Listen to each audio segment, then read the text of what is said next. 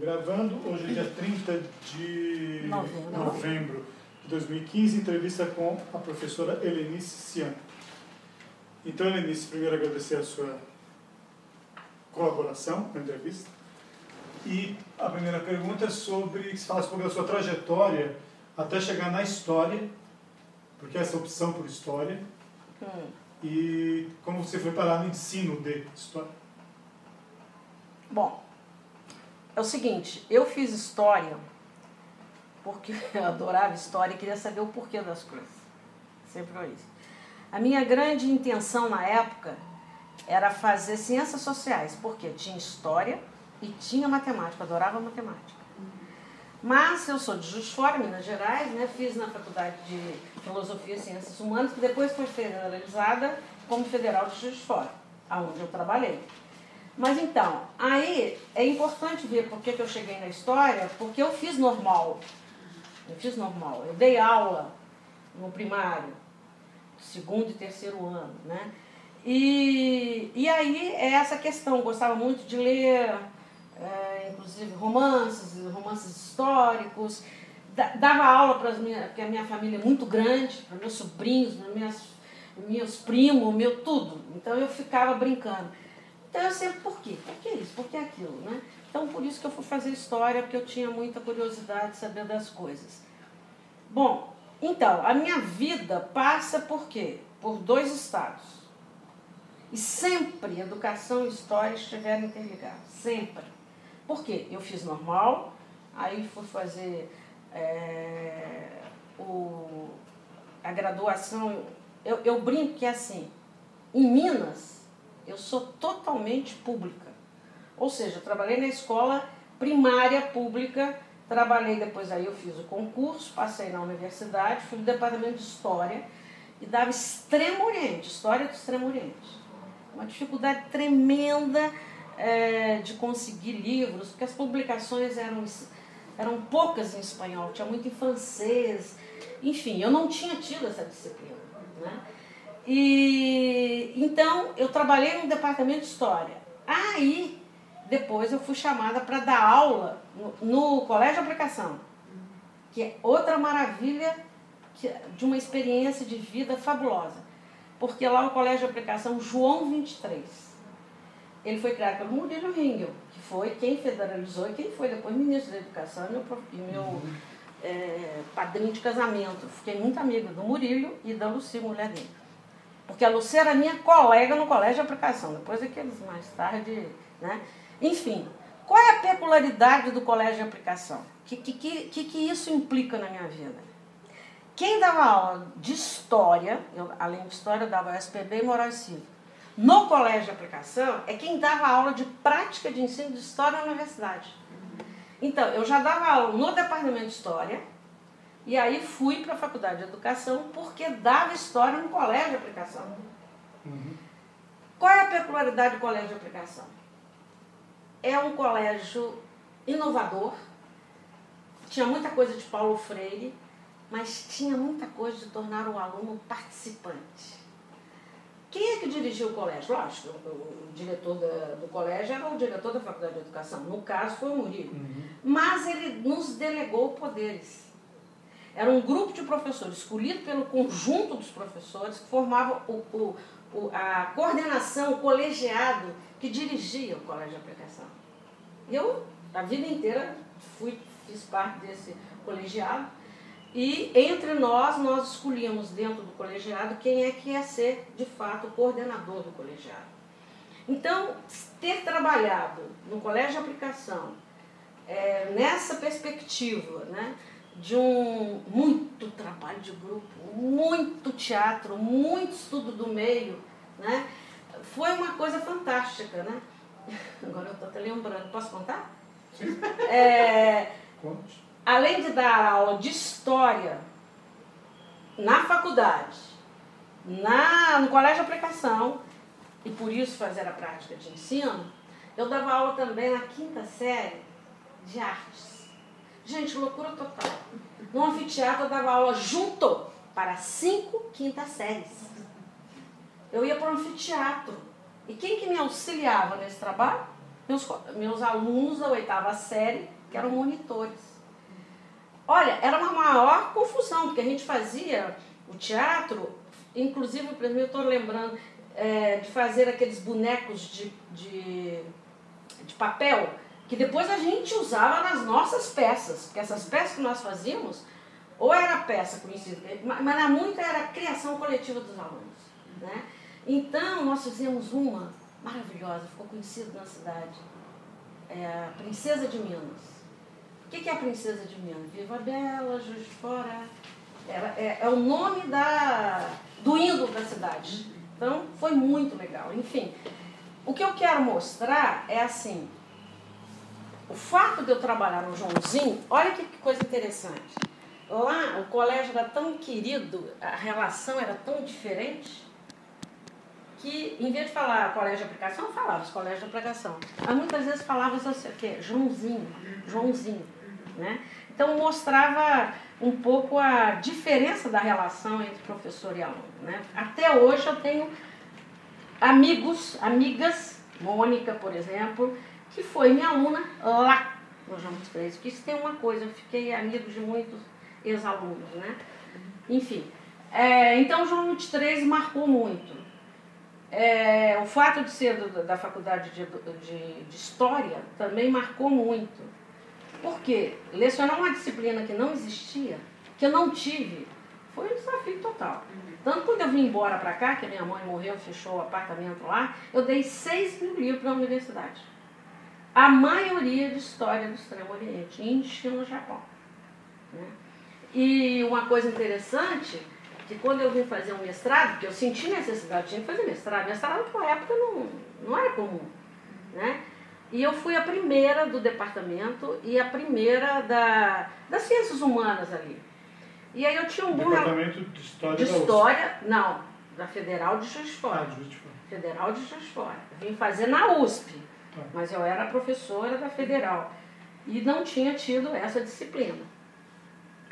E aí foi tão legal que eu consegui como é que ele chamava mesmo? O Mir de Oliveira. Era um advogado famoso, porque no interior quem que dava aula, né? Poucas pessoas formadas. Tinha muito padre e muito advogado. Isso é real. Eu tive. O Mir de Oliveira é um cara, ele era literato, advogado, enfim. Aí ele criou uma coisa. Eu falei, ô professor, a gente precisa de tempo para pôr isso no papel, é muita coisa. 6 meses para todo mundo escrever a sua dissertação, a sua tese. Então todo mundo de vez em quando me ligava, obrigada por você ter criado esse costume. Se continua, se não continua, não tem a menor idade, menor noção, porque isso tem alguns aninhos, né? Mas enfim, a Federal teve esse papel importante, porque aí veja, desde o início eu já estou entre as duas linhas, que depois se dividiu, né? Que é trabalhar no departamento de História e na educação. E com prática de ensino. Isso me levava a dar muitos cursos, inclusive de didática de estudos sociais, etc, etc. Porque o Murilo era responsável pela formação de todo o estado de Minas Gerais. Quem não tinha os diplomas, a gente dava aquele curso e depois fazia o exame para que eles pudessem dar aula, né? E eu me lembro que uma vez o Murilo me chamou, eu falei, professor, não posso. O que você tem? Eu falei, eu tenho uma atividade de yoga, porque eu já fui professor de yoga. Eu sou muito elástica, então fazia salabásana, enfim. Eu dava aula na TV, você imagina. Aí ele falou assim, agora você vai resolver. Você vai ser professora de história ou professora de yoga? Bom, você já viu que eu fui fazer o exame, fui lá e... né? Bom, então o Juiz de Fora me marcou por essas experiências que eu estou falando, e aí na necessidade de conhecer um pouco mais o Extremo Oriente, vim fazer aqui na USP com o Ricardo Mário Gonçalves, que era o professor do Extremo Oriente. Mas antes de você falar do Extremo Oriente, por que você foi fazer História?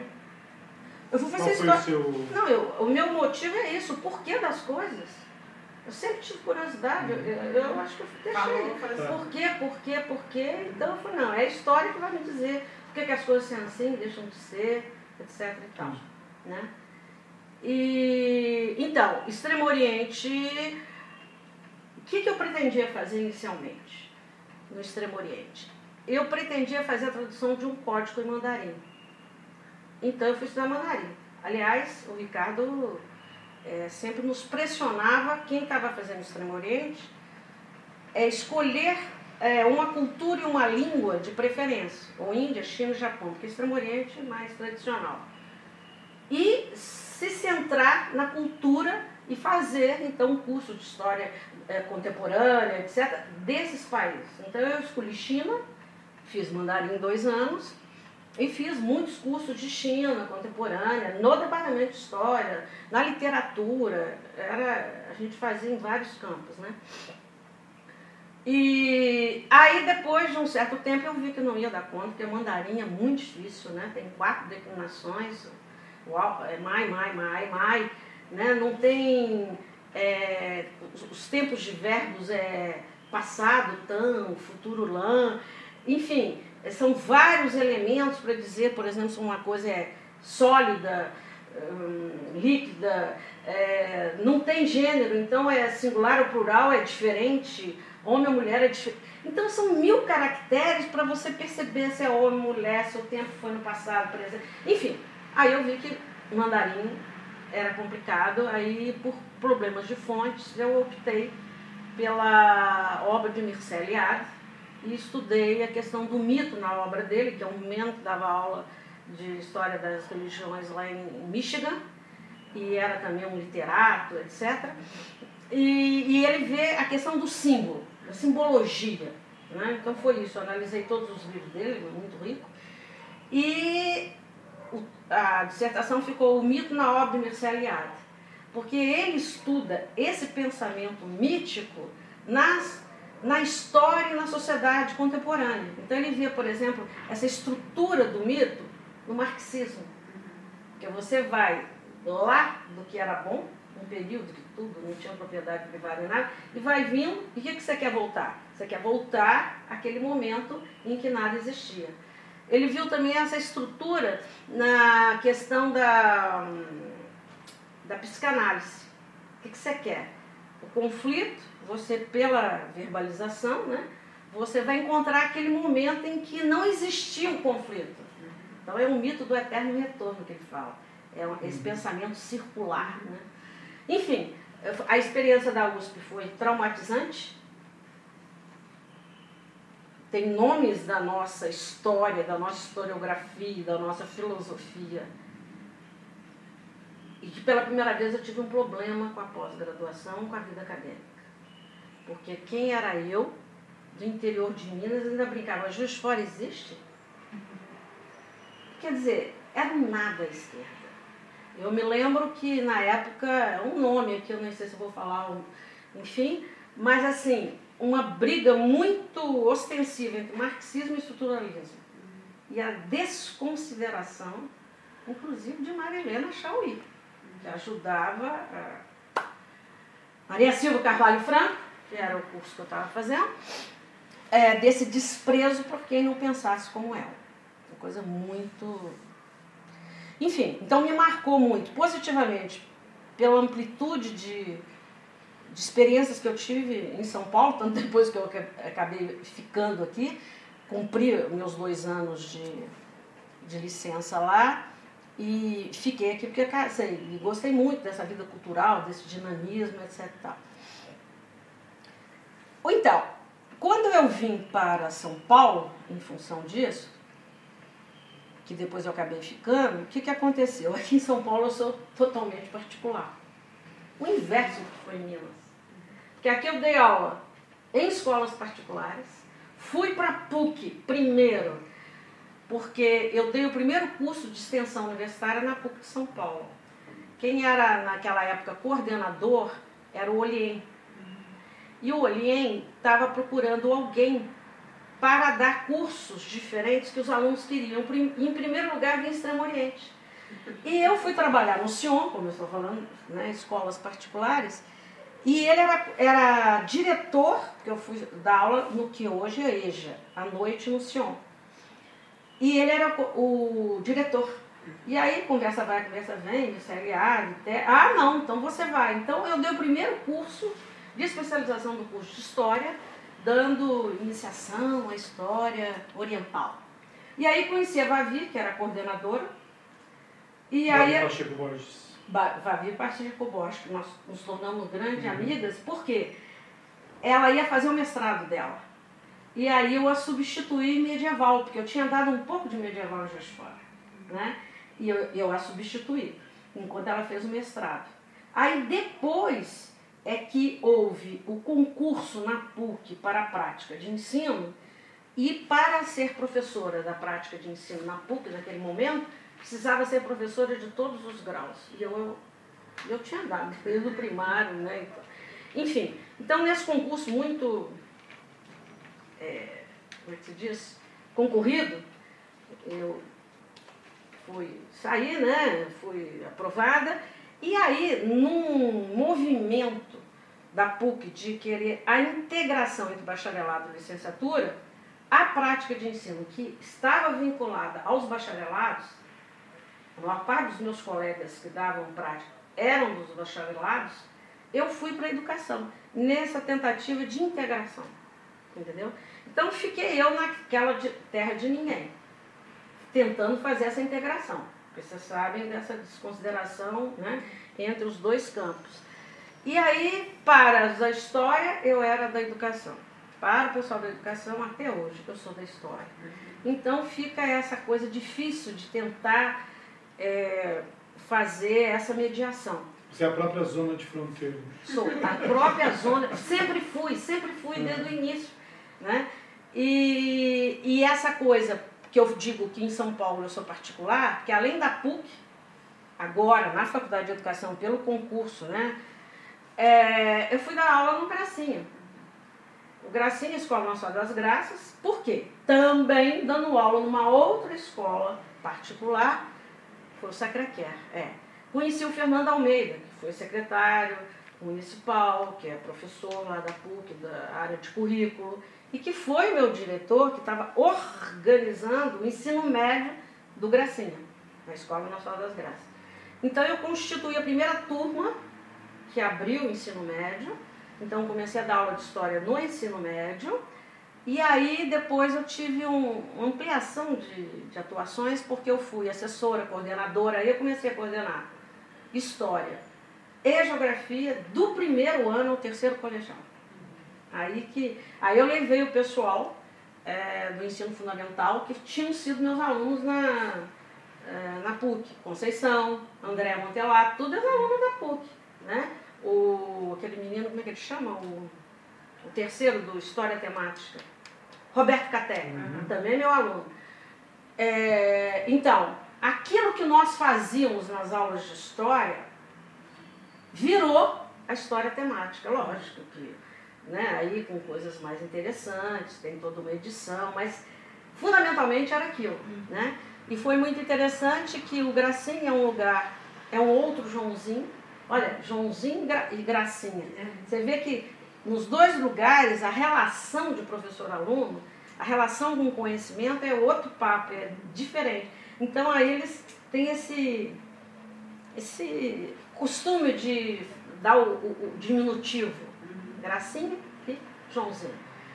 E lá no Gracinha, fundamentalmente, quem é que era aluno lá? Porque isso é uma coisa muito peculiar. Eram filhos de intelectuais e de artistas. Era um colégio totalmente diferente, que também tem essa coisa da solidariedade, da crítica, da integração. E eu tive que dar, nunca me esqueço, uma oficina para esses artistas e para esses políticos dizer que a história temática, este temático, era história. Porque eles começaram a duvidar se era história. Eu lembro que foi uma oficina que eu fiz com o André e com a Conceição. Bom, no Gracinha, outra coisa, teatro.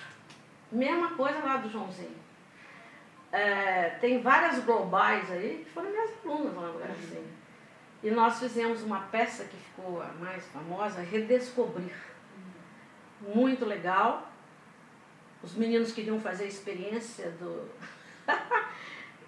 de escravo da sociedade capitalista. Eu falei, gente, mas qual é a experiência de vocês? Vocês não são escravos, vocês não são negros. O que é isso? Vamos fazer alguma que vocês têm experiência. Aí a criação coletiva, texto coletivo, maravilhoso. O que é viver em São Paulo? Depois eu estava pensando, veja, lá a história da cidade de Minas, Juiz de Fora. Aqui, o que é viver em São Paulo? Né?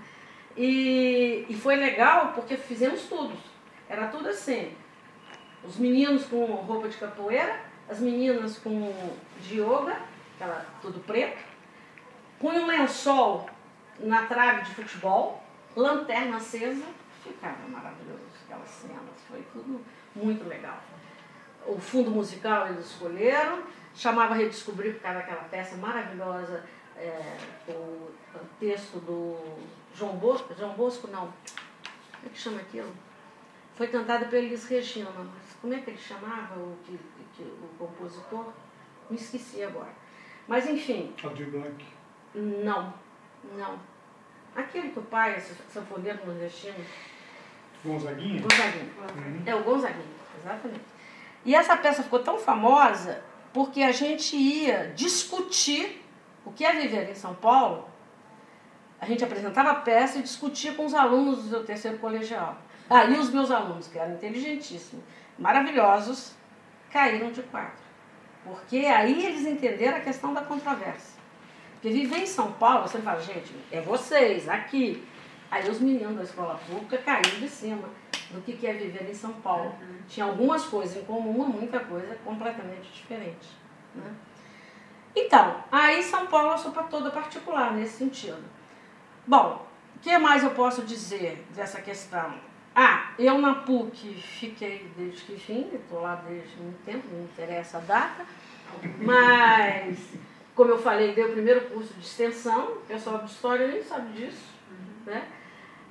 De Extremo Oriente, e o que é importante é que lá eu participei de muitos projetos de pesquisa muito interessantes, e atuação, né? Quer dizer, olha, eu participei de PEC, Formação de Educação Continuada, do município e do estado. Participei do FOCO, sabe o que é FOCO? Então, o FOCO foi uma experiência muito legal que a PUC teve, que articulou MEC, Unesco. Por quê? Foi um projeto visando o aluno da escola pública, de descendência afro, ou afro-brasileira, indígena. Tinha que estar no terceiro colegial ou ter terminado a escola pública, que assim, no máximo 2, 3 anos.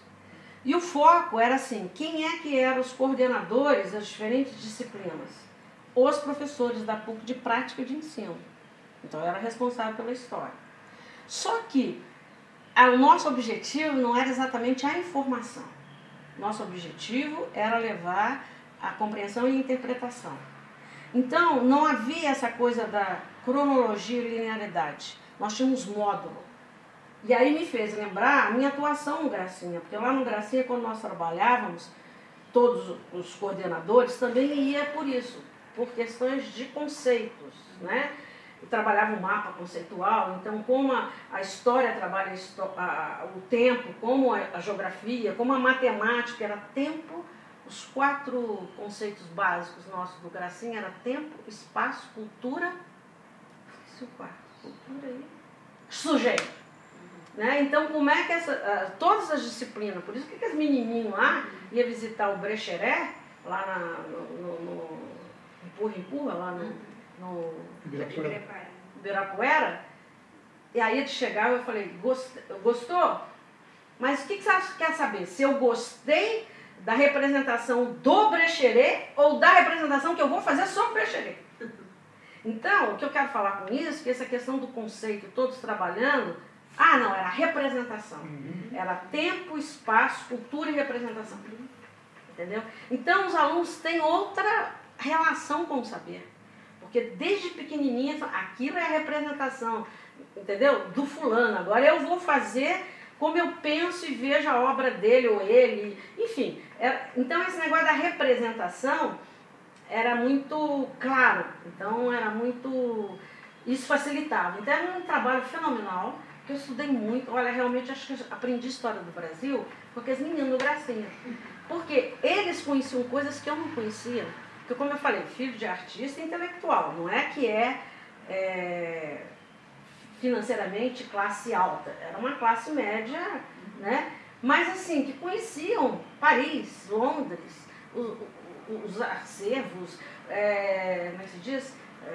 Louvre, que eu isso não conhecia fisicamente, né?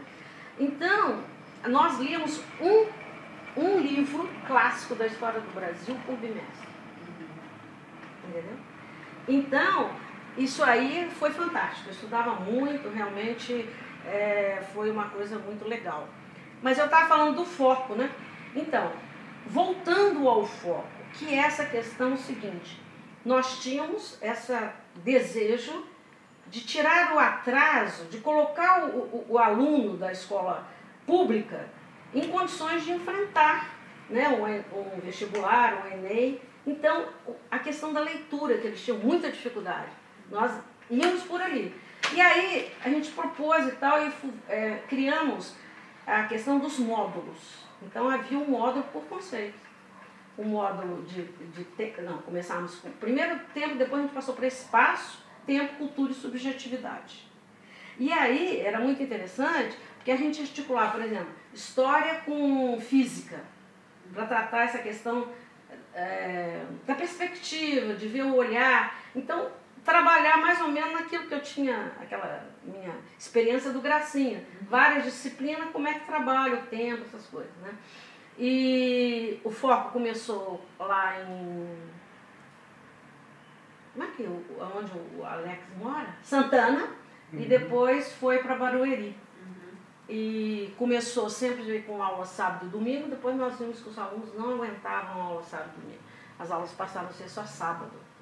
Né? Enfim, fizemos coisas muito interessantes lá no foco. Né? E na PUC eu trabalhei muito também, em função do estágio, né? Com a questão do MTC, que tem trabalhos magníficos, né? Ônibus, que você leva as pessoas para ler, trabalhos muito interessantes com os meninos de rua, né? E meus alunos de história iam dar aula para essa alfabetização que o MTC dava para os meninos de rua, né?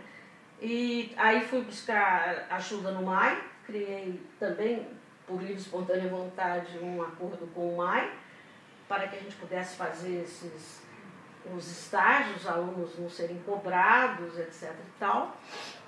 E, enfim, eu, na hora, agora, o que me vem são esses vários projetos. O PEC, por que o PEC me marcou? O PEC me marcou porque eu fiquei com, não sei se vocês lembram da estrutura do PEC, porque as aulas não eram presenciais. Não havia um professor, havia um professor tutor. Havia um professor que era o professor tutor, que era eu, era responsável por toda a avaliação e todo o trabalho de pesquisa dos professores. Havia um professor com experiência na escola pública, que era aquele que acompanhava os professores. E havia um outro que ajudava na questão da internet, que era o ensino à distância também. Qual era o material que eles usavam? O material que nós tínhamos feito. Foi um material muito bem feito, muito legal. Então, teve essa coisa de construir textos e aí depois eu construir as videoconferências, porque era assim, em cada polo você tinha várias classes. Então, eu, por exemplo, quando a gente dava uma videoconferência, você tinha 4 turmas, ou 5, de 45 alunos, todos assistiam aquelas videoconferências. Então foi um trabalho muito elaborado, primeiro o material do qual eles usavam, completamente diferente também, muito, assim, vamos dizer, moderno, atual, e com muitas oficinas, etc. E as videoconferências que você dava e ao mesmo tempo debatia um tema e um conceito e dava sugestões de trabalho. Agora, procurar aquele material para fazer as videoconferências, e depois teve uma na TV Cultura, que Aí pegava 1.500 pessoas, um bloco maior. Até o Elias foi dando sobre exatamente a questão da fotografia. Enfim, são experiências várias que me fez pensar no ensino de história em várias dimensões, né? Em várias circunstâncias, com vários suportes, né? E isso foi sempre a minha, eu sempre gostei muito disso, né? Então, lá na PUC, além disso tudo, eu depois fui para o Lato Senso, que era o curso do Departamento de História, que preparava as pessoas para irem depois para o pós-estrito senso, que é um caminho que muitos fazem. Eles fazem o Lato Senso de História e depois eles vão fazer o estrito senso de História, Política e Sociedade do pós onde eu estou hoje. Né? Assis, Casum, etc. Acho que vamos... Mas nesse meio do caminho houve um doutorado, né? Eu esqueci do doutorado? Então vamos lá. É o seguinte, porque o meu mestrado tinha a ver com o que eu lecionava naquele momento na universidade, que era Extremo Oriente. O meu doutorado era naquilo que me interessava naquele momento, que eu dava prática de ensino na PUC. Então eu fui ver o quê?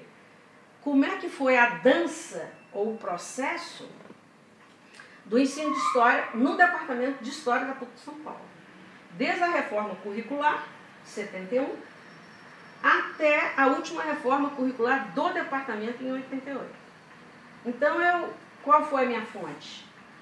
Foram a bibliografia de alguns cursos do departamento, que eu acompanhei ao longo desse processo, né? Que foi História do Brasil Colônia, porque naquele tempo era que se discutia, havia colóquios lá na Unicamp, modo de produção, enfim. Então eu analisei Brasil Colônia, analisei introdução aos estudos históricos, para ver exatamente essa passagem do campo historiográfico, e ia também, eu estava toda preparada para fazer análise da cadeira de pesquisa, que é uma... Naquele tempo, a PUC inovou isso daí, né, com a pesquisa. Mas aí a coisa já estava com muito vulto e no exame de qualificação que eu fiz, havia uma proposta de eu trabalhar inicialmente 3 universidades, PUC, USP e Unicamp. Eu dizia para o Elias, né, Tomé Saliba, que era o meu orientador, foi meu colega na PUC, Elias, é muita coisa, não dou conta, isso é demais. Aí ele abriu mão para fazer PUC e USP, deixei a Unicamp. Aliás, dei todo o meu material que eu tinha para a Aline, que está fazendo... você estava lá na banca. Ela veio aqui, escolheu, levou um tantão de coisas que eu tinha. Enfim, aí no exame de qualificação falaram, não, você vai ficar só na PUC, porque já é muito, né? E é muito material, muita fonte, etc., muito tempo. E também pode haver um perigo, uma armadilha, se cair numa comparação. Qual é o melhor curso? De História, da PUC ou da USP? Então, fiz só com a PUC. Né? Além da fonte que foram, né? Os planos de curso, as atas, entrevistas, projetos pedagógicos, discussões, eu também realizei mesas redondas com vários professores de épocas diferentes da PUC, né?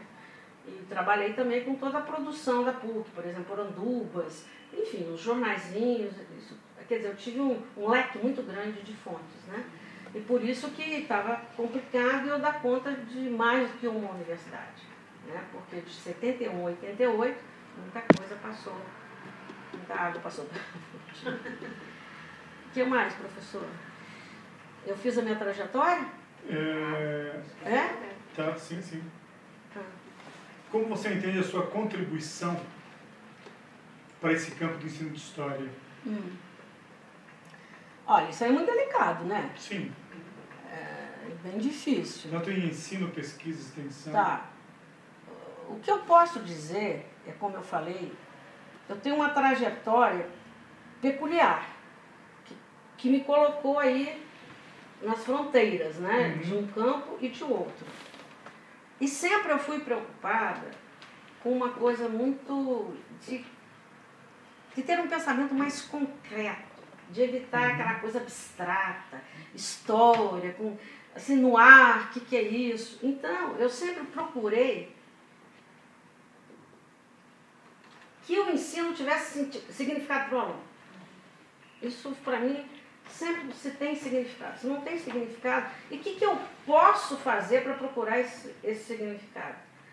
Então, eu acho que a minha contribuição, e parte da minha produção bibliográfica vai expressar isso, é essa preocupação com a formação do professor, né? E essa preocupação com a formação do professor me fez me preocupar com essa questão da contextualização. Mas você está falando de quê? Em que momento? Quando? O que é isso? Então, e por isso que eu procurei também muitas linguagens, que às vezes uma linguagem contribui mais com uma outra, se o aluno tem dificuldade com a questão escrita, com o documento escrito, às vezes a história em quadrinho, tanto que os meus primeiros cursos voltavam-se para aí, as diferentes linguagens no ensino de história. Com o tempo a gente vai vendo que outras coisas também são importantes, que o próprio departamento de história, alguns professores começaram a trazer essa questão das linguagens, da fotografia, do cinema. Tem até um curso lá de história contemporânea que é baseado em filmes, discussão dos filmes, e traz a história contemporânea baseada em filmes, né? Então eu fui mudando e trazendo outras discussões, né? Então, aonde estaria a minha contribuição? Eu acho que estaria em fazer essa articulação em teoria e prática, que eu vivenciei isso o tempo todo, né? Então, muitos dos meus artigos, por exemplo, do foco, o que a gente fazia no foco, por que fazia, como fazia, o artigo do Mário, na revista lá do Arquivo do Estado, fontes históricas, quer dizer, sempre nessa preocupação com a formação do professor ou o professor que já está na sala de aula. Né? Porque eu nunca tirei, como se diz, o pé da escola, né? Porque eu estou sempre lá, mesmo na universidade, eu estou por aí. Então, eu acho que a minha contribuição é tentar essa materialização, que eu vou dizer. Quer dizer, se você fala que você trabalha com conceito, como é que é isso? Como é que é trabalhar um conceito com o aluno? Tanto que, não sei se você se lembra, eu falo muito da diferença entre trabalhar com definição, que é fechado, mecânico, e com a questão do processo e do conceito. Porque o conceito é processual, ele nunca vai terminar, ele não fecha, ele vai abrindo, né? Então, eu acho que a minha contribuição talvez possa ser nesse sentido, nessa perspectiva. Mesmo porque, você vê, o primeiro projeto, talvez mais significativo que eu tenho trabalhado, na PUC, tentando essa integração de bacharelado e licenciatura, foi o projeto coordenado pela Vavi, que teve professores de pesquisa e eu, que era da prática, que veio dar esse História e Revisão Urgente, né? Que é essa coisa de, vamos conversar com o professor da rede, já que houve toda essa revolução historiográfica, inglesa e francesa, como é que isso se dá lá? O que é isso? Porque no início a gente pensou em fazer um outro livro didático, um material didático. Porque o projeto foi MEC-CESU, como é que era? Elaboração para um material, não sei o quê, que era do MEC-CESU lá.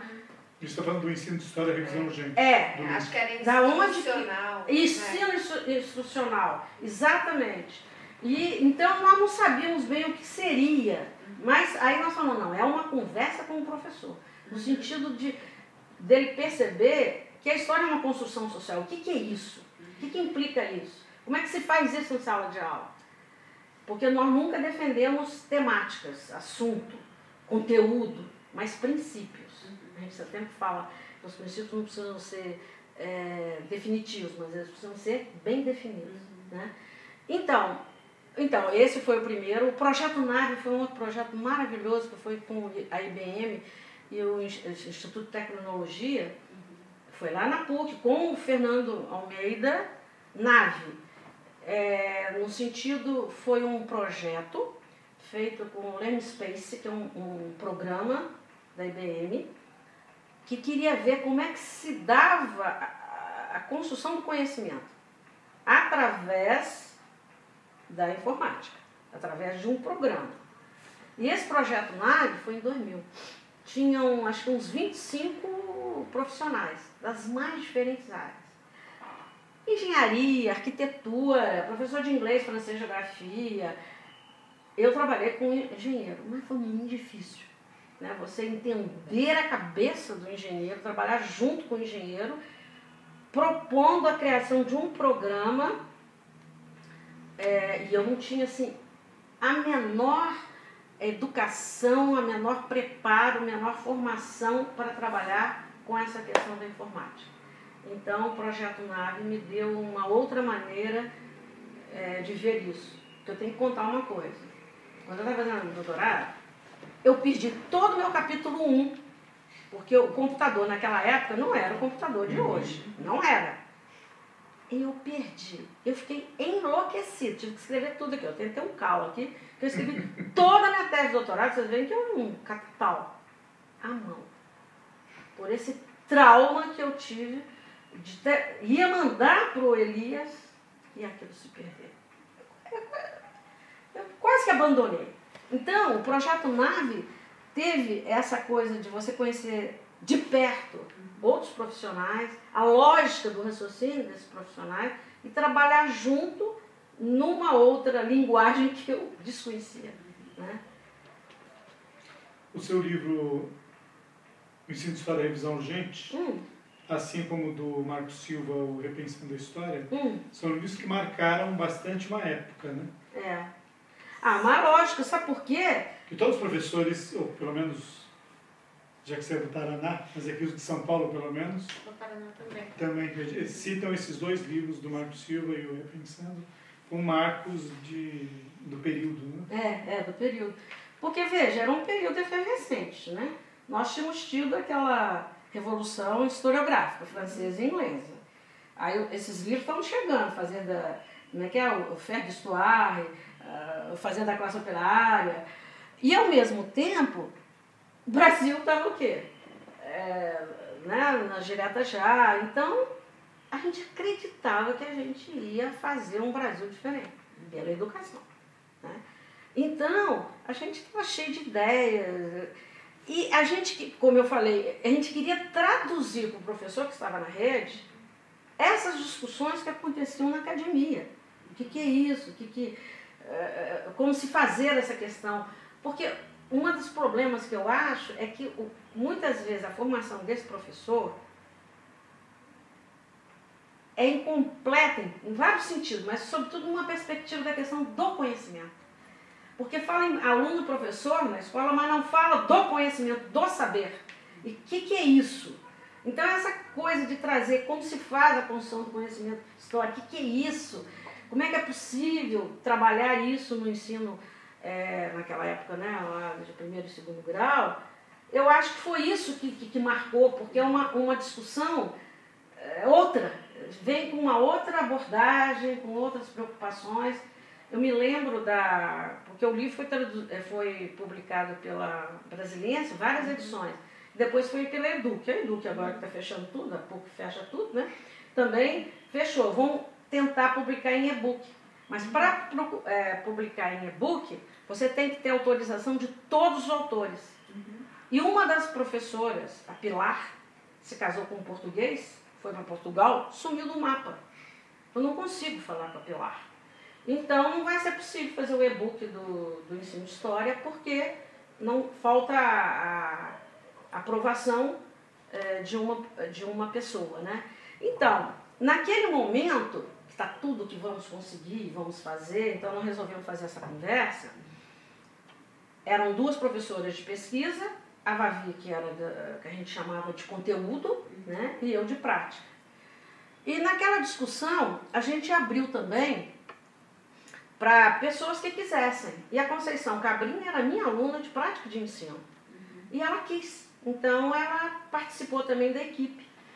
E todas aquelas discussões que a gente fazia, etc. e tal, ela começou a fazer um trabalho diferente na escola. Então, a gente resolveu incorporar esse trabalho que ela estava fazendo, não no sentido de falar, olha como é que ela é bacana, olha que maravilha, é assim que se faz. Não. É exatamente para mostrar o processo de construção, o vai e vem, as dificuldades, né? Então, foi incorporado e nós fizemos aquela análise, né? E aí a Conceição, como outras ex-alunas, hoje é minha grande amiga e a gente continuou tentando, até agora, por exemplo, no último encontro da AMPU, eu forcei a Conceição a ir lá, foi, vocês estavam lá, você. Então, ela apresentou, mas aquilo que eu fiquei em cima, né? Porque, enfim, é muito trabalho, a Conceição atua em vários campos também, e ela tem também um certo dificuldade do mundo acadêmico, em parte, ela faz a pesquisa, mas essa dia a dia também tem um certo probleminha aí. Enfim, então eu acho que aquele livro realmente foi importante para as pessoas por causa dessa conversa. Porque o que nós resolvemos conversar? Essa questão da construção do conhecimento histórico com as linhas de história-problema, da historiografia francesa, inglesa, etc. Eu me lembro que no primeiro encontro de perspectivas lá na USP, né, que a Cis estava liderando lá, e fez em 88, depois em 89, tinha também cursos. E aí nós, quer dizer, o grupo de professores com as quais eu trabalhava, que eu fui procurar na 13ª para fazer estágio, que era a Deise, Conceição, né, vários professores, e nós resolvemos, eu falei, gente, vamos dar um curso lá? Não, porque o Perspectiva foi criada para professores da rede. Então tinha muito professor da rede. Então nós resolvemos dar um curso. A Cis me ligou, e Anice, tem mais de 200 inscritos, como é que nós vamos fazer? Não damos? Falei, não, arruma um lugar lá que nós damos 200 e tanto. E foi exatamente 200 e tanto lá no anfiteatro. E nós 6, né, no palco, dando o curso lá. Aí depois eu escrevi aquele livro, Reflexões sobre a Prática Diária, que era mais ou menos a preparação, como é que foi esse negócio da formação do grupo, e voltavam a essas questões, né? E então, nossa senhora, naquele momento, tudo quanto era encontro, Dantugo, perspectiva, não sei o que, a gente era chamado. E assim, auditórios assim. Isso me fez me lembrar, se vocês pegarem a edição do livro pela Educ, de 2005, porque toda nova edição, nós não mudávamos a narrativa. Nós introduzimos com mais um artigo, uma introdução, sobre a história do ensino de história. As preocupações de agora, aqui, PCN, cada um. E quando a última edição, foi a última por coincidência, que a Ana Maria, eu falei, Ana, você não quer escrever? Ela escreve. Né, que começou a ler o livro e falou, eu tenho que comprar porque eu não aguento, ela leu de princípio ao fim, que era esse anseio, como é que eu faço isso em sala de aula? Eu sempre me preocupei, como é que isso em sala de aula? Porque se eu trabalho com conceitos, com certa preocupação, que é essa questão como é que é? Do momento, da historicidade, também com documentos, mas eu quero isso, como é que eu, não é traduzir, como é que implica esse movimento da mediação, que não é transposição, né? Fazer. Que processo é esse? Que movimento é esse? Então, eu acho que o ensino de história visão-jante respondeu, talvez, essa necessidade do professor naquele momento, com uma outra linguagem, tratando da questão do ensino de história de outra forma. Né?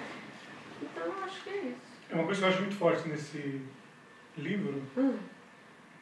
Entrevistando a Conceição Cabrini, eu tive essa impressão que ela é a própria encarnação do professor pesquisador. Isso, foi.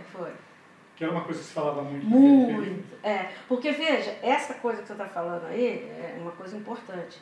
Eu sempre procurei aliar teoria e prática, pesquisa e estudo. No sentido assim, o professor tem que estudar e tem que fazer uma pesquisa muito grande, porque não é fácil você conseguir documentos apropriados para aquela série, para aquela realidade, etc. Eu sempre falo, gente, pensa o que é dar aula em Pirituba. São duas coisas que sempre me preocupavam, né? Quer dizer, teoria e prática e essa coisa da pesquisa. Porque essa discussão toda, que a escola não faz nada no sentido da pesquisa acadêmica. Agora, ela tem uma pesquisa própria, sui generis dela. Porque a mediação implica o quê? você trazer as práticas sociais, você procurar materiais, e essas práticas sociais, esses materiais, esses textos, etc., mais adequado ou não, implicam uma pesquisa muito grande. Por isso que eu acho que uma das coisas que ninguém quer ser professor, ao lado da falta de salários adequados, condições de trabalho, é essa desconsideração social e o trabalho que dá ser professor. Aqui não implica primário, hoje fundamental 1, 2, médio e superior. Todos dão trabalho. Todos têm a sua especificidade. Mas dá trabalho você propôs também quais são os mais adequados textos que eu vou trazer. Porque no pós eu tenho essa questão também. Quer dizer, eu lido com o conceito, trago autores nos quais a gente trabalha o conceito, depois a gente vai ler determinadas teses que trabalham com aqueles conceitos. Por exemplo, um curso o Toninho vai lá para falar exatamente como é que ele trabalha a questão da memória, porque eu trabalho memória, entendeu? Agora acabei de dar um curso sobre reformas curriculares, voltado para o estado de São Paulo da década de 70 a 90. Que aí eu pego todos os guias, aí a mudança, a reforma. Então, mas eu trabalho uma série de autores, o Bud, etc. E, tal. E o que acontece? Aí eu vou pegando trabalhos, desde a secretária lá de educação, o Palma, aí depois eu pego a Carminha, quer dizer, momentos diferentes em que trata essa questão, seja dos currículos, mas seja da questão da disciplina, como é que ela se formou. E como esses autores, ao longo do tempo, porque o Palma é conhecido, estava lá na SEMP, naquela época das reformas, etc., e ele tinha uma outra visão de currículo e de escola como transformação, currículo como uma área política, completamente diferente depois das outras pessoas. Então eu pego algumas, como se diz, teses para mostrar não só como usou, como foi feito, como é que chegou o problema, etc. tal, dentro de temáticas que é a reforma curricular, por exemplo. Bom, então tá. Hoje é dia 7 de dezembro, 7/2/2015, entrevista com a professora Iniciamp, parte 2. Então, continuando a nossa conversa da última vez que estivemos juntos, queria que você falasse um pouco dos seus projetos de pesquisa atuais, ou os mais recentes, tá, com os quais você tem se envolvido. Ok. E é interessante porque esses dois se complementam, eles se articulam, né? Um que eu acho interessante foi o projeto que eu desenvolvi de 2005 a 2010, que foi exatamente uma questão que eu sempre tive, é o seguinte: como os professores da rede municipal, porque eu tenho muitos ex-alunos da rede municipal, têm enfrentado essa questão da mídia, essa questão do tempo atual, do seu cotidiano.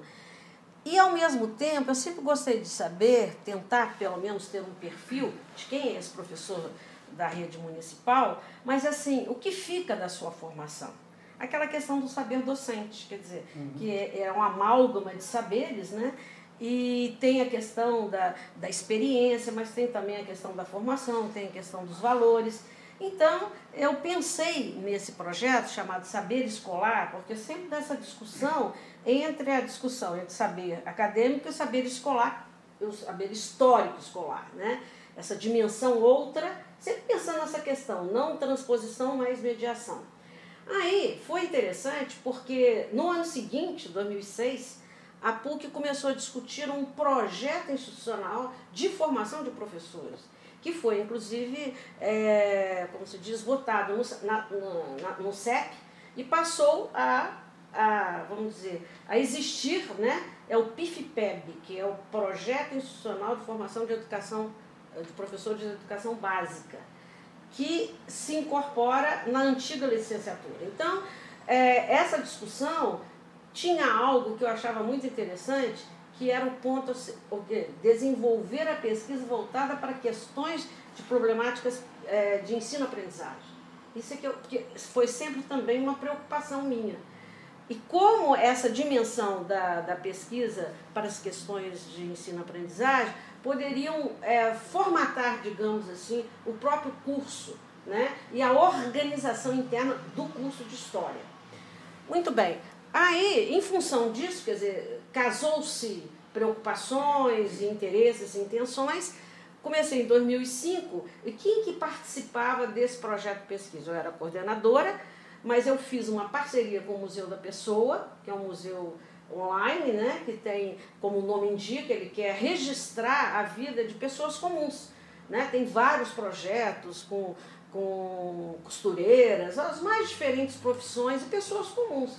Então eu fui propor, né, registros de memórias de professores de história da rede municipal para tentar ver esse perfil. E eles aceitaram, né? Então, como é que foi configurado? Cada ano nós pegávamos alunos do novo curso, porque antes era prática de ensino. Com a reforma, com o PIF/PEB, essa disciplina mudou de nome, ficou Conhecimento Pedagógico e Docência e Didática e Metodologia do Ensino de História, acoplada, articulada com estágio 1 e estágio 2. Então, em cada ano, nós tínhamos mais ou menos de 10 a 15 estagiários, tanto do curso de graduação ligado a essa disciplina, quanto do curso de Lato Sensu, do qual eu fazia parte também. E tanto que a gente tentava, em cada ano, trabalhar uma subprefeitura. Pirituba, depois foi Butantã, depois foi Casa Verde, Cachoeirinha, Ipiranga, né? E tínhamos, portanto, em cada subsecretaria, umas 5, 6 a 8 escolas dentro daquela mesma subprefeitura. Né? Isso aí, então, era alimentado com as observações do estágio, com fichas temáticas, e a ideia era levar ao professor essa proposta de fazer o seu registro, quase que de convencê-los, porque era muito interessante. Para uns não havia necessidade de fazer, porque eles não valiam nada, eles não eram nada, a vida deles não tinha importância. E outro, pelo contrário, eles queriam realmente registrar as suas experiências e tudo mais. Então, nós terminamos isso em 2010, tendo feito o registro de aproximadamente 40 professores de história da rede municipal. E tinha uma peculiaridade, porque como era parceria com o Museu da Pessoa, a gente também tinha toda uma formação dos estagiários para trabalhar com a memória, feita lá no Museu da Pessoa, porque uma vez feita a entrevista, ela deveria ser indexada no acervo do museu, de acordo com as orientações que eles tinham. Então eram várias oficinas em que se discutia a questão de memória, história oral e tudo mais, e eles aprendiam a trabalhar no próprio acervo do museu, porque tinha uma série de orientações que eles tinham que fazer quase que um chamativo, porque a pessoa que entra no acervo do museu tem lá os vários projetos e eles tinham que fazer uma pequena biografia para chamar a atenção, para mostrar quem era esse professor. E isso também requeria uma certa formação, tinha de fazer a redação, depois digitar no próprio acervo. Então foi uma coisa interessante, eles realmente tiveram uma experiência muito fecunda. E foi exatamente desse projeto que eu desenvolvi de 2005 a 2010 que houve um desdobramento para um projeto que até hoje eu estou ligada, que é um projeto interinstitucional com a PUC, eu sou a coordenadora, e o professor Alexandre Pianelli Godoy, da Unifesp. Porque a prática e a interação com essas escolas nos fez pensar, essa era a questão, a problemática inicial. Por que há uma série um rebatismo, dizendo assim, de várias escolas do município com nomes de militares? Então, nós queríamos, no conjunto dessas 8 escolas, que era uma amostragem, tentar fazer uma discussão historiográfica e recuperação histórica do que significou essa memória dessas escolas nessa substituição de nomes de locais, de escolas reunidas, escola lá, para militares das 3 armas, né? E o que eu achei interessante é que esse projeto ele se constituiu em 3 eixos. O primeiro foi a questão da relação entre arquitetura e currículo. Nós conseguimos todas as... como é que se diz? Os mapas, não, como é que a gente fala? Hein? Plantas. As plantas das escolas. Foi meio difícil, mas conseguimos. O segundo eixo é articular a questão das disciplinas escolares com as comemorações cívicas. Por quê? A gente começou a perceber que havia uma maior ênfase nas aulas práticas ligadas, digamos assim, aos desfiles e comemorações do que a disciplina propriamente dita. Porque a gente conseguiu, inclusive, muitas fotos. E aí era uma verdadeira aulas públicas que a gente fala, né? Em toda a comunidade. Parava, fechava-se rua, a comunidade vinha. Quer dizer, era uma aula, a educação moral e cívica fora da sala de aula, né? Então nós fizemos essa ligação.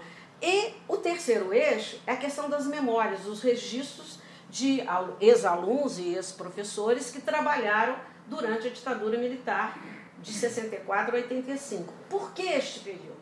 Porque foi neste período que o sistema municipal se consolidou e aprofundou. Então, nós conseguimos um número grande de documentos, que você pode dividir em vários blocos, né? Documentos da rede ou do sistema, a questão sobre o sistema, toda a documentação que nós conseguimos no DOT, documentação que nós conseguimos nas diferentes escolas, né? E também a questão da revista Escola Municipal. Então, o que nós constatamos ainda numa análise preliminar? Porque, veja, de 2010 a 2012, nós fizemos a pesquisa empírica, né, nessas 8 escolas, no DOT, em vários lugares, e agora nós estamos fazendo a análise e pretendemos lançar um livro, talvez no ano que vem ou no máximo no primeiro semestre de 2017. E o que nós constatamos até agora? Nós constatamos que há a formação de um modelo paulistano e que a semelhança do que a Marta de Carvalho deu para modelo paulista relacionado ao Estado.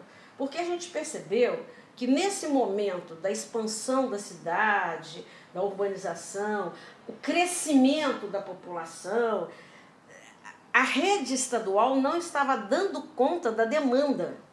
E toda vez que nós buscamos alguma referência sobre o sistema municipal, nós encontramos referência ao sistema estadual. Então havia essa ambivalência, essa colocação de um pelo outro, né? E então nós resolvemos, né, verificar como ele se configurou, se ampliou. Então a gente identificou esse modelo paulistano que tem uma característica muito mais assim, voltada para a gestão de como ensinar do que mais diretamente ligada às questões ideológicas daquele momento ou mesmo pedagógicas. E isso aparece de uma forma assim, muito gritante, por isso que nós analisamos os planejamentos, trabalhos de aluno e tudo mais, porque a gente vai ver como a própria revista ajudou a conformar uma memória presentista desse sistema, né? Por essa ligação com o estadual. E é uma coisa muito interessante porque a gente começa a ver também essa documentação muito pragmatista, muito a serviço da construção dessa memória e dessa falta de ligação com a especificidade das escolas, do momento. Então, é mais uma coisa voltada para o bem administrativo, para essa ênfase administrativa, porque a gente percebe, isso é muito evidente na documentação, nos próprios artigos da revista, na configuração da revista, nesse sentido de fazer essa memória sem passado, digamos assim, entendeu? E a gente achou isso assim interessante, cada vez mais fios vão se ligando, e quando nós chegamos no terceiro eixo, que são as memórias, o nosso roteiro era tentar ver como essas diferentes pessoas pensavam essas questões, se elas vinham reforçar ou não esse modelo. Então, é normal, né, que muitos vinham realmente confirmando e outros se afastavam deste modelo até para trazer os conflitos e mesmo os silêncios desse modelo paulistano. E foi interessante que nós conseguimos entrevistar 6 pessoas com assim, configurações bem diferentes ao longo do processo. Desde professora, uma das primeiras que passou pelo concurso, que é uma coisa nova na própria prefeitura, né? Antes era indicado, desde ex-aluna que hoje é vice-diretora, professoras do Ensino Fundamental 2, das mais diferentes disciplinas, né? E também uma professora de inglês que depois trabalhou no DOT na própria revista. Então são visões bem variadas, né? Que nos permite ter uma dimensão daquele momento. Então, um chegou ao outro. E como eu disse, no primeiro nós trabalhávamos com estagiários, né? E nesse das escolas agora, em nome da ordem, porque se refere ao período da ditadura, envolveu, né? Durante da pesquisa empírica, alunos de iniciação científica, do curso de pedagogia e depois predominantemente do curso de história. Tá? Da PUC. Da PUC de São Paulo, não, da PUC. Porque como eu sou coordenadora, o professor Alexandre vem como pesquisador. Tá. Né? E lá na outra era eu e alguns profissionais do Museu da Pessoa, a Sônia London, que acompanhava o processo. Né? O que eu tenho a dizer desses 2 projetos é que acho que eles assinalam muito essa minha preocupação dentro dessa questão da formação e a prática. Né? É isso que me interessa, como é que eles hoje trabalham, se há algum vestígio da formação, se o que predomina é a experiência. E isso vai repercutir também nesse hoje em nome da ordem. Quer dizer, tem uma outra questão, que é essa da constituição, consolidação e expansão, porque isso era muito... Por isso que nós, inclusive, tivemos como eixo a questão da arquitetura e do currículo, porque a preocupação em construir vários, procurando dentro de certos princípios, essa construção não é uma coisa aleatória.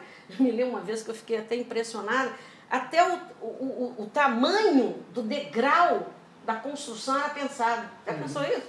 Quer dizer, uma coisa bem, né, mesmo planejada para essa coisa dar certo. Né? Essa preocupação de expandir, de controlar. Era impressionante essa questão.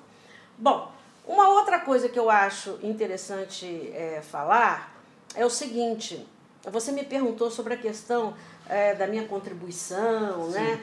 E tendências atuais. Olha, eu costumo dizer que eu me encontro na 3ª geração de professores, porque ex-aluno de meu ex-aluno foi meu aluno.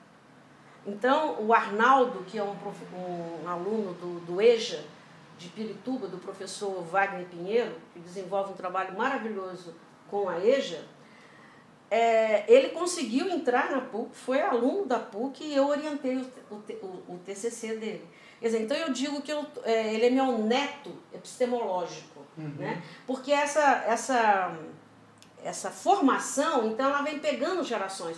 Se você pegar, inclusive, alunos do ensino médio também podem entrar nessa. Por exemplo, a própria Maria Rita Toledo, ela foi minha monitora no Gracinha. Quer dizer, então, do ensino médio, da graduação, que vão para o pós-graduação. Tem vários alunos que estão no pós agora, que foram meus alunos da graduação. Então, é essa questão de gerações de formação, sempre tentando dá-los essa perspectiva da responsabilidade, do potencial, né, que tem o ensino de história.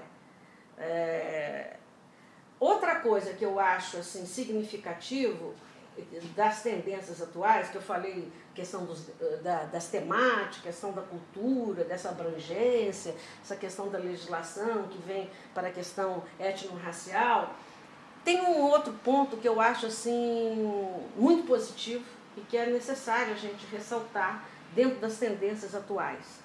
É a própria preocupação do pós-graduação de História com a formação de professores de história. Né? Então eu acho que os tempos mudam, ainda bem, a gente muda junto. Me lembro lá na década de 80, 90, como a gente não via com bons olhos esse mestrado profissional.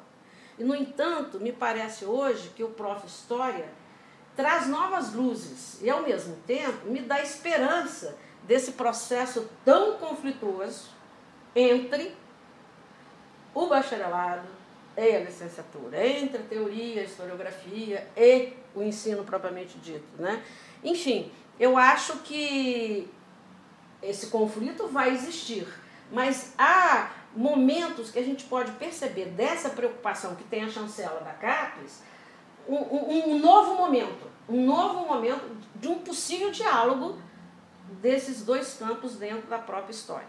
Né? Então eu vejo isso aí com uma forma positiva, com uma forma que mostra como é que a gente caminhou até nessa perspectiva de encarar essas questões, e que eu acho que a própria discussão que está havendo hoje com essa base nacional comum no campo da história, que cada vez mais ela está tendo participação e um debate mais consistente, ela expressa também essa tentativa de entender um outro paradigma. Porque é isso que eu sempre me preocupo. Por exemplo, os professores que foram formados lá atrás, com outro paradigma, como é que hoje eles enfrentam os seus alunos que têm outros valores, com outro paradigma, essa questão da própria questão da cultura, da diversidade. Não a multiculturalismo, mas o interculturalismo, no sentido de não só afirmar que tem várias posições, mas, sobretudo, para com respeito.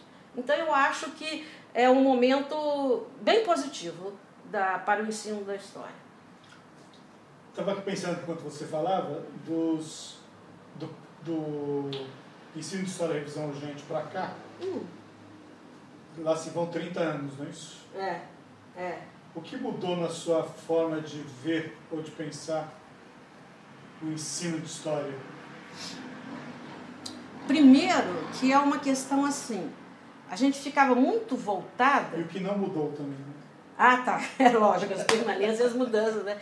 Então, uma coisa que eu acho que eu fico, tem hora eu me pego, é assim, a preocupação antes era muito com ensinar.